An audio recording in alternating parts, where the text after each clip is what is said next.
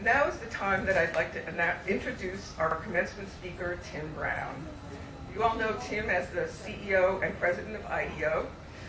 Tim is an industrial designer by training. He's earned numerous design awards and has exhibited his work in the Museum of Modern Art in New York, Axis Gallery in Tokyo, and the Design Museum in London. He has a special interest in the convergence of technology and the arts, as well as the ways in which design can be used to promote the well-being of people living in emerging economies. Tim advises senior executives and in Fortune 100 companies. He's a board member on the Mayo Innovation Advisory Council and the Advisory Council for the Acumen Fund, which is a not-for-profit venture fund focused on improving the lives of the poor. And his latest book, Changed by Design, How Design Thinking Transforms Organizations and Inspires Innovation, shows how the techniques and strategies of design belong at every level of business. And now it's my great pleasure to welcome Tim Brown.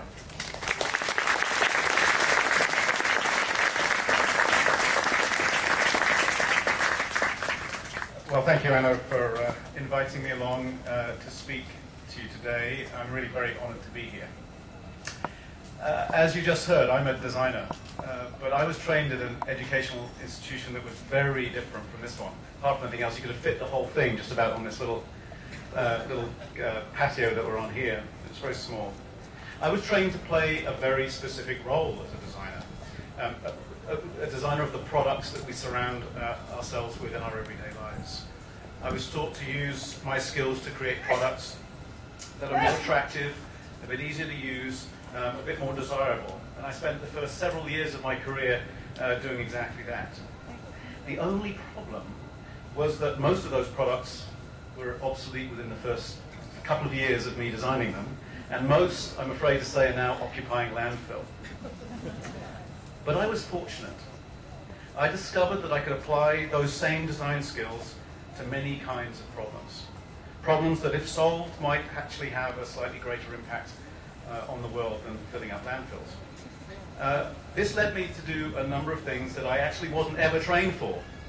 I run a business for which I have absolutely no training. I work with and in disciplines that I was not trained for, and I think, I've gotten to understand some of them, like social sciences. It's taken me a while, but got to understand them in the end. I work on problems I never dreamed of, like clean water distribution in India, health reform here in the US, or growth strategies for major companies. I really am very fortunate. I find all this extremely challenging, but very fulfilling. But perhaps the most important discovery that I made through this experience is that I learned that I can apply design thinking to things beyond my projects, no matter how exciting they are. In fact, I think it's possible to design a life. And I want to offer just a few ideas that I hope might be useful to you as you head out from here. Now, the gulf between what you've learned here at this institution and institutions you've already attended and what you will experience over the next 30 years or so will likely to be even greater for you than it was for me. And there's not much you can do to change that. But perhaps there is something you can do to prepare for it.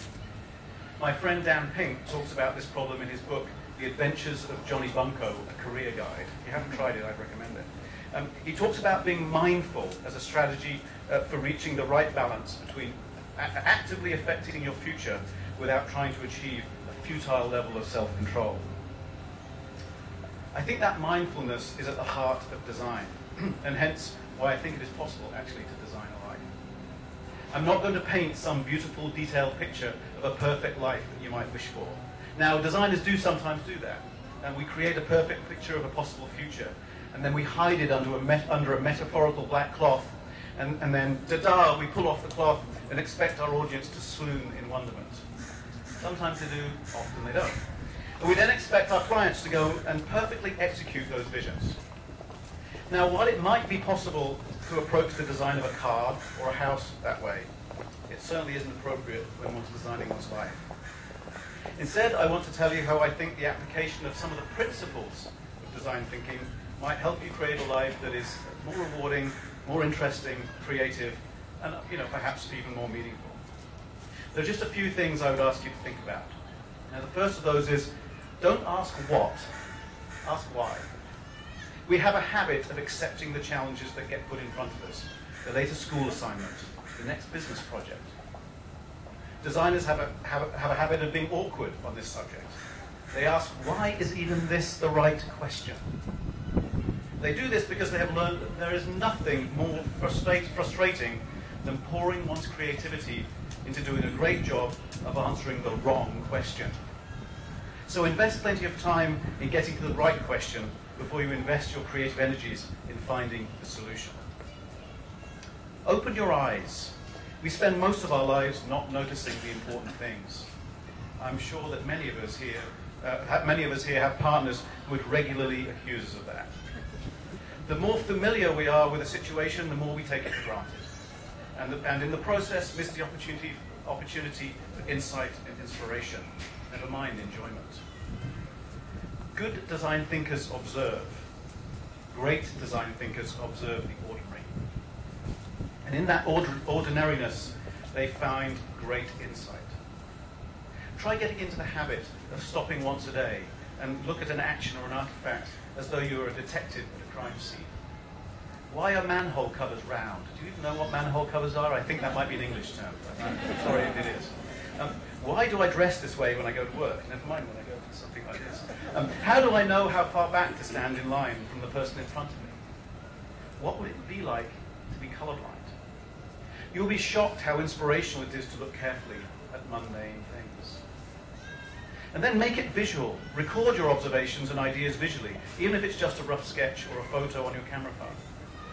Being visual allows us to look at a problem differently than if we rely only on words and numbers.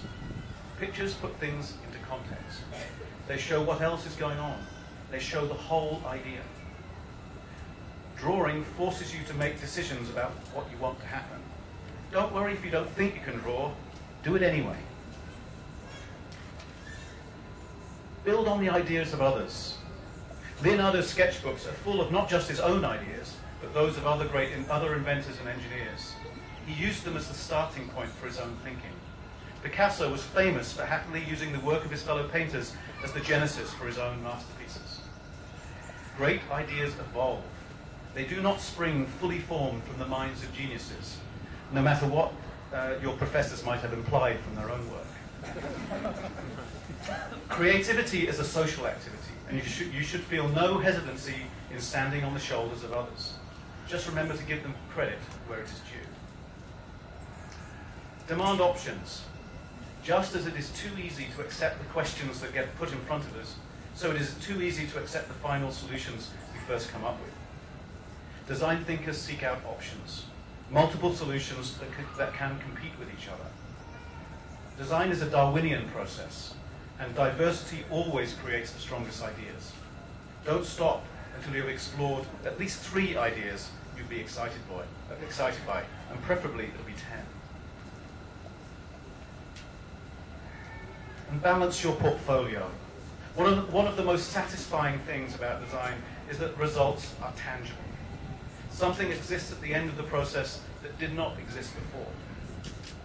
If you choose to apply design thinking to your activities as you go forward, then remember to document the process as it unfolds. Preserve those pictures and sketches you use to inspire and create. Keep videos, prototypes, whatever it is that shows how you think. Assembled as a portfolio, this material will document the process of growth and record the impact of many minds.